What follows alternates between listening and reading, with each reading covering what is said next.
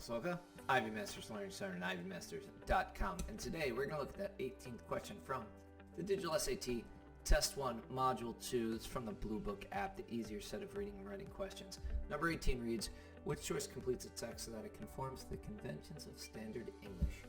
The paragraph reads, a member of the Cherokee Nation, Mary Golda Ross is renowned for her contributions to NASA's Planetary Flight Handbook, which blank detailed mathematical guidance for missions to Mars and Venus. So what we see in the answer choices are verbs. There's two things to check for when a verb is in the answer choices. Number one is tense, whether it's past, present, or future, and under that category would fall tense and form. And the other is subject-verb agreement, whether the verb is singular or plural based on the subject. Now, usually subject-verb agreement is tested more often than verb tense, so we could check for that first. So it says that Ross is renowned. So Ross is a subject of is, and then it says which blank detailed mathematical guidance, blah, blah, blah, blah. You could ask yourself who or what's blank that detailed mathematical guidance, and it would be the handbook. So would you say, could you say the handbook provided? Yes. Could you say the handbook having provided? Well, that looks like it's not going to complete the sentence. The handbook to provide, or the handbook providing, and that winds up being the issue here. And we got to it where we intended to check subject-verb agreement. But it looks like if I put answer choice B or D in place, it winds up being a sentence fragment, not a complete sentence.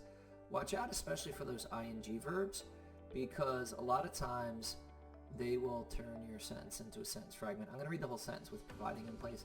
Remember the Cherokee Nation.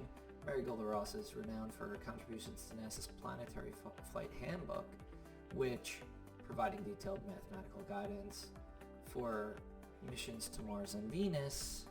It's not a complete thought. Now if we said handbook, which provided detailed mathematical guidance for missions to Mars and Venus, is awesome, then it would be okay.